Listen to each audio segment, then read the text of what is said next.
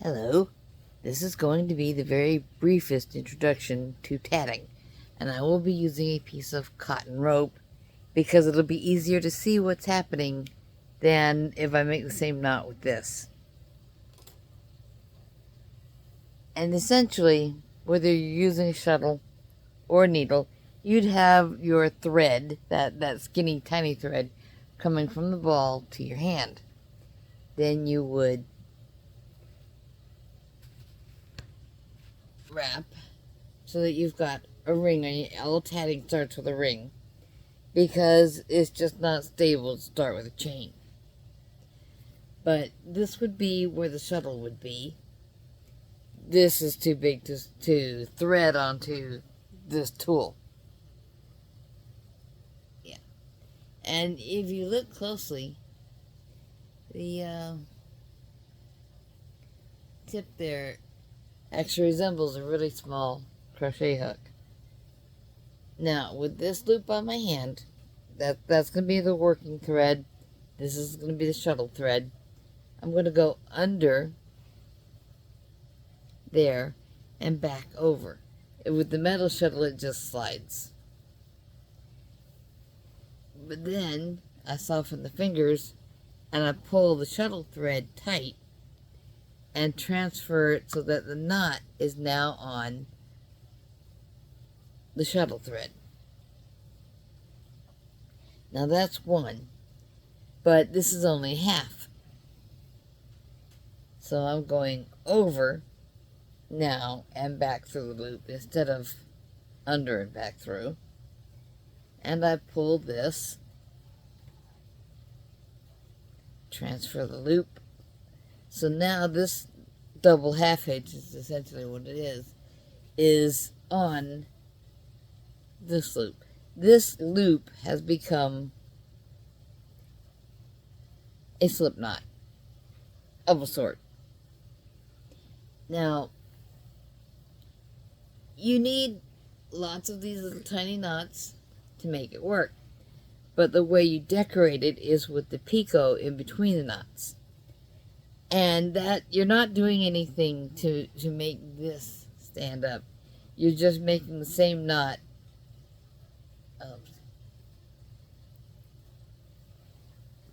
But you're leaving a little distance. There we go. Now the other half just makes it in the other direction. And you see I've got now 2 knots that will slide on this base cord. Yeah, I've got both of the sidekicks over here. Blondie's next to me and Soot's over there. But when I push these together, in other words, when I take the slack out of the loop, these get pushed together. And if you want to, you can use the hook end to snug that down, and you've got a picot, which is used decoratively, and you can also use it as a place you can connect another ring to. If I needed to connect, then I would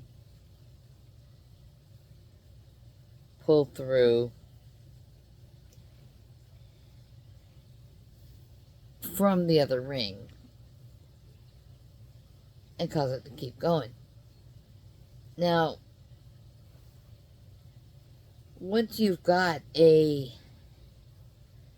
get a little more slack out here.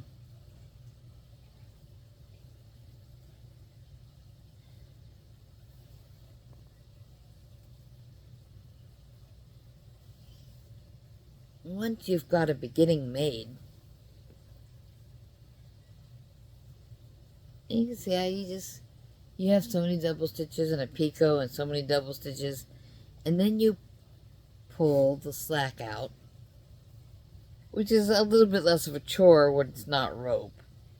But now you have something to hold on to when you invert the work and start working on a chain.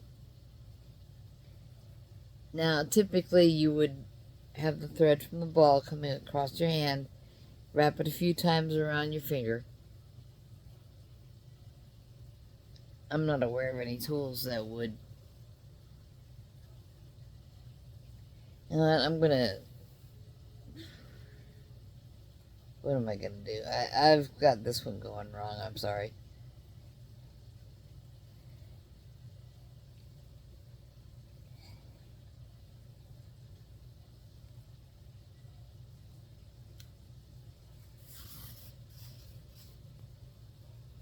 I didn't leave enough to make chain with.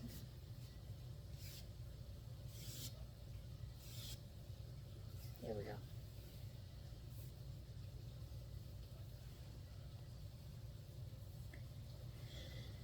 But you always want a decent space right here to work with.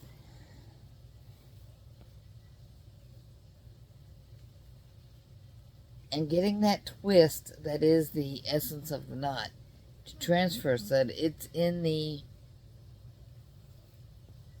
place where you want it, so that one is the base and one is the work. That is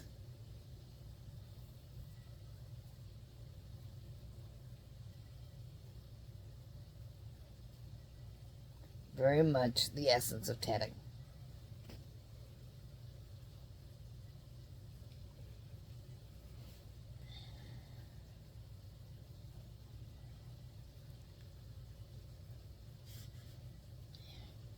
Now I can invert. Put enough there to hold on to it with. And I can continue to work. I need a small chain to make it possible to get to my next loop. If you go back in my posts and find the tatted work and look closely at the icicle ornament, it's all just the same stitch. But when I put a picot on the chain, then I can join the chain to a ring or jump the chain or whatever my need is at that time.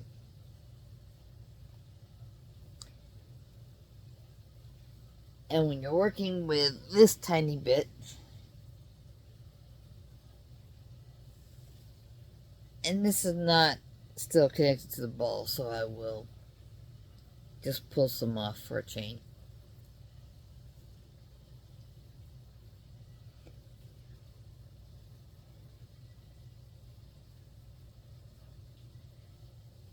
It's a little harder to see, but I've pulled shuttle thread tight. So now the knot is in the thread that's on my hand.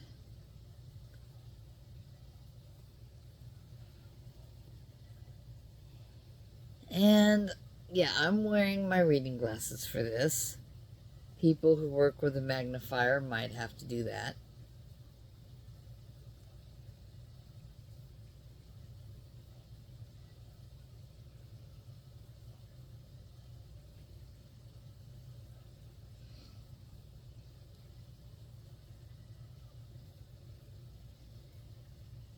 And by the time I learned to tat, my mother's eyesight was so far gone that if she could not pull the slack out of the loop, out of the ring, I should say, then it would mean that one of these knots had not transferred so that the little knotted bit was in the working thread instead of in the shuttle thread.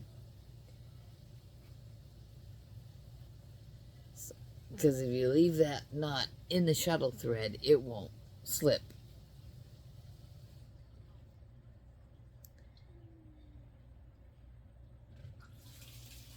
Sorry, the dishwasher's running.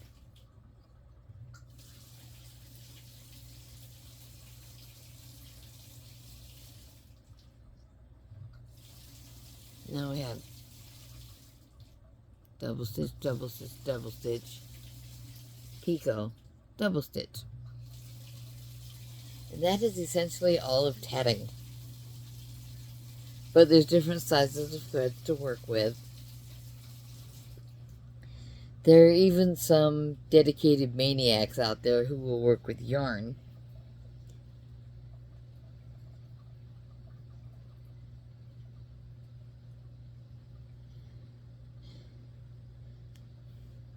When something calls for a picot, it means the space you leave between two.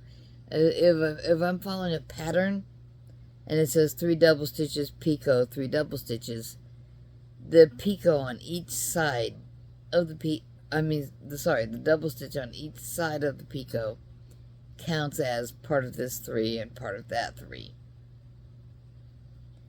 The picot itself is not a knot.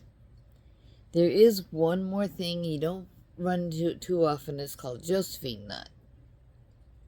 Apparently, Napoleon's wife, Josephine, was fond of a decorative frill she had worked out over, I don't know how much tatting she did. It was essentially a very small ring made of just the first half of the knot.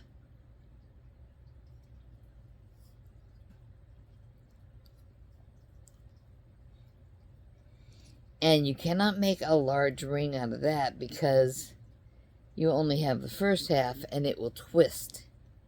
It will not lay flat.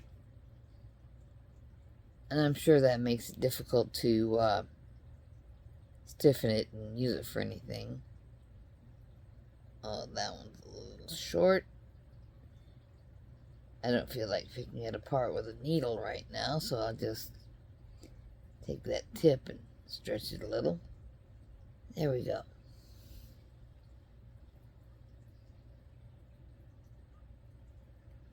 I've got 3 in a picot and then 2 in a picot. And you can do all sorts of things. You can do a ring that is essentially the body of a bunny rabbit with another ring immediately above it. You can work in half rings.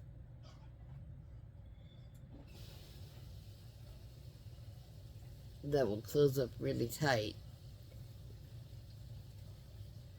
And you can use multiple colored threads. I mean, there's no rule that you have to use this dove gray that I'm working with.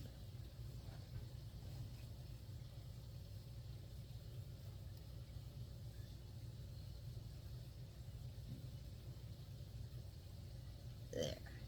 That should be enough. I can invert it and work on a chain for a minute. This is so tiny.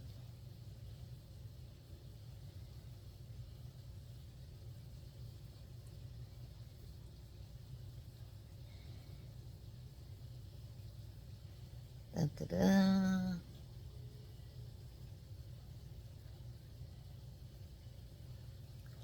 There you go. I'm going to invert it. I'm just going to pretend this is still connected to a ball.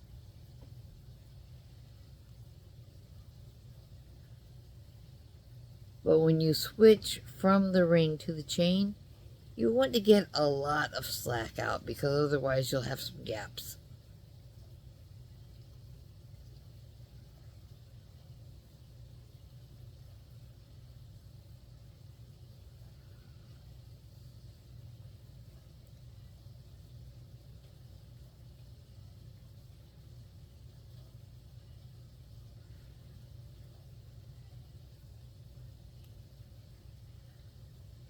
One, 2, 3. I guess I'll put a picot.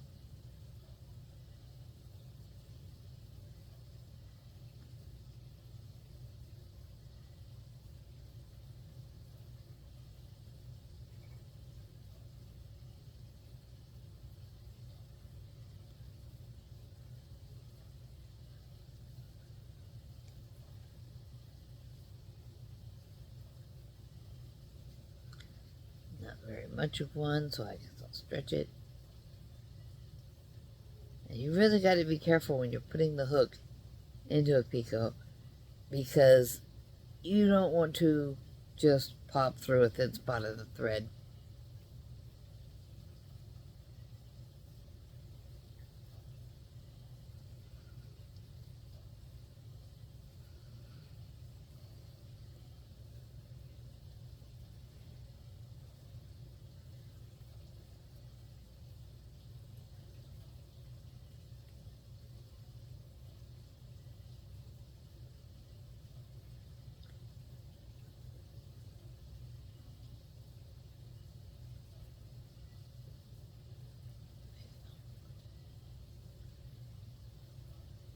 It's not much, but it is the beginning of a chain.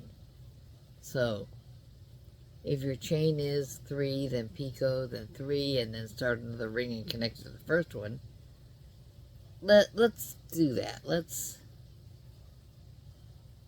Okay, I have a tiny little chain and a tiny little ring.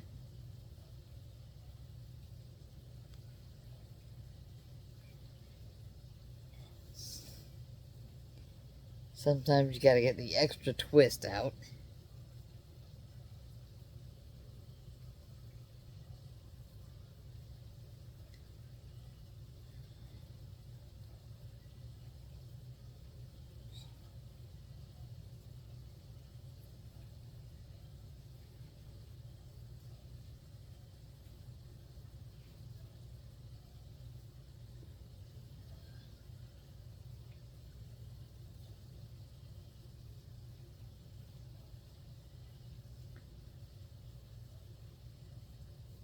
There we go. Get that right down on the end of the chain.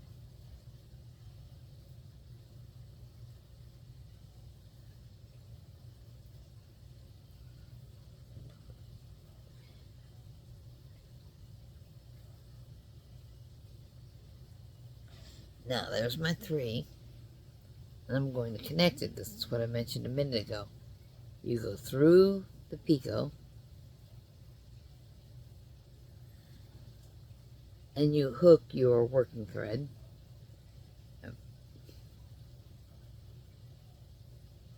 And you can use a crochet hook for this if it's easier for you. It's not a big deal. Then the shuttle just goes through, and that join is now a slip knot. So then you would continue with more double stitches.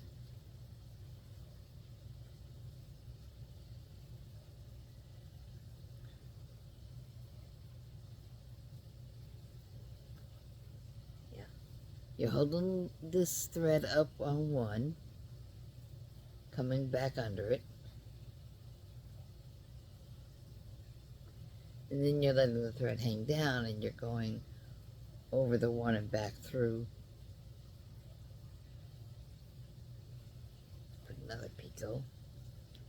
I don't actually know that I'm going to do anything with this little bit because what I'm wanting to do is to make a new pair of icicles with a very pretty thread that I picked up. But I'll bring this down. See, I was careful to get my knots all the way they're supposed to go. And now I have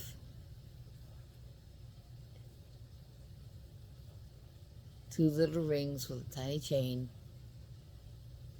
And the more it goes, the closer to a doily it gets. You don't have to just make doilies. People who crochet know this, because you can make a piece that is shaped. You can make all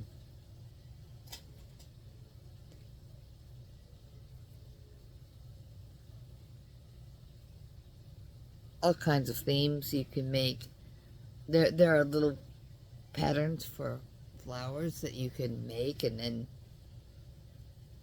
applique them onto something. There are lace pieces you can make that will work well as an insert. That is, you've managed to rip open the lower part of your skirt, but not actually rip through the hem. Well, you can make a heart or a row of hearts. And now this thread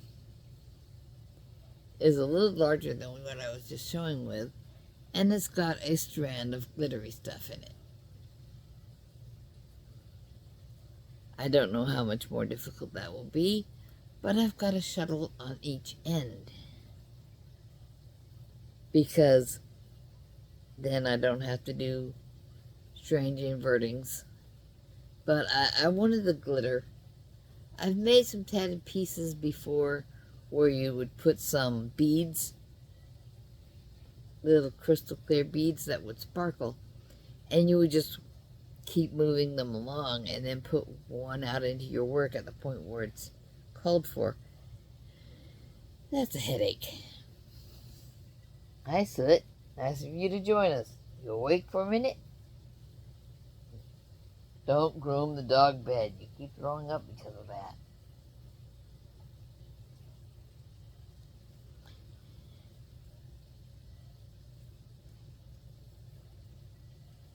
But when you're working with two shuttles, it's kind of like some of the tricksy hobbitses things that you can do with 4 or more knitting needles.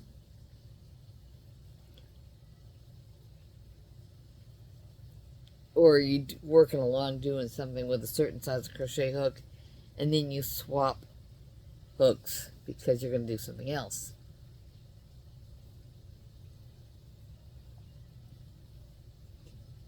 But this has a small advantage over trying to take your knitting everywhere you go, because you can, if you're on a chain, you can just release everything, fold it up, stick it in your pocket. If you're working on a ring, you can just expand the ring a little bit, put it around the ball of thread. I mean, you might be working with one of those little bitty sizes of thread that you can get at a craft store. Or you're just working with what's on the shuttle, you can just spool the excess back onto. I'll show this. This is nothing really special. This is just a bobbin. It's very close to the ones that you use in your sewing machine. But you can spool up extra length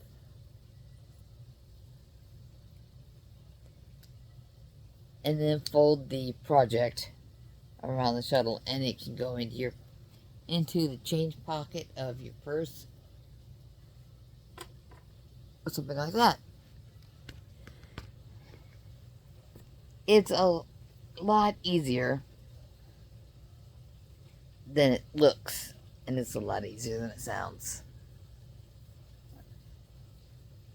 But it's a cold day, so my hands are a little cold sitting in the living room.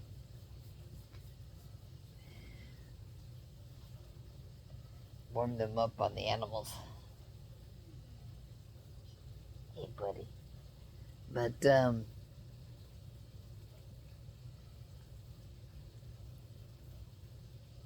locking double half hitch and which thread to hold straight at a given time. I mean, obviously, the one you're holding on your right hand, you hold straight first so that you can work the shuttle around it.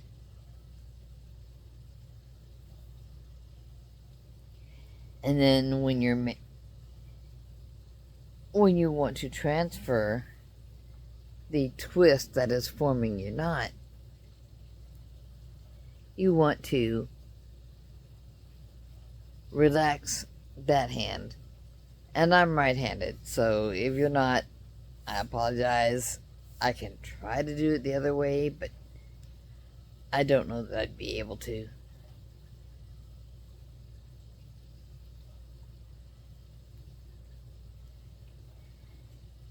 I've seen people tat left-handed. I mean, that should not be a big deal.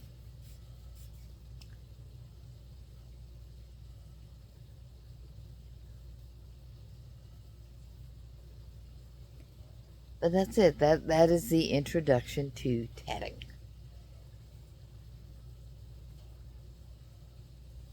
And if anyone would like to tat along while I try to make some new icicles, I like the stainless steel shuttles better than the plastic ones, because the plastic ones just have a tip that you can probably get your thread through the picot with, but they don't have a hook. And that hook is going to be your failure point. it's going to be the thing that comes apart first. And as long as my face is on the screen, it's not really showing well.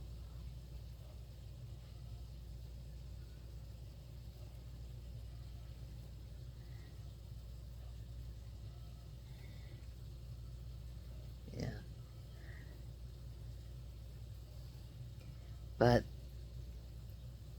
that is what I'm using. It's not, and you really only hold on to the back half of it because when you're working, you just slip past and just slip back. One way and then the other. And it's the same thing over and over and over.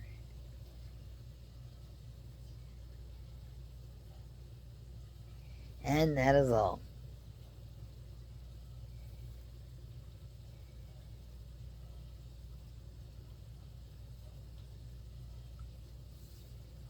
And Grandma still loves you.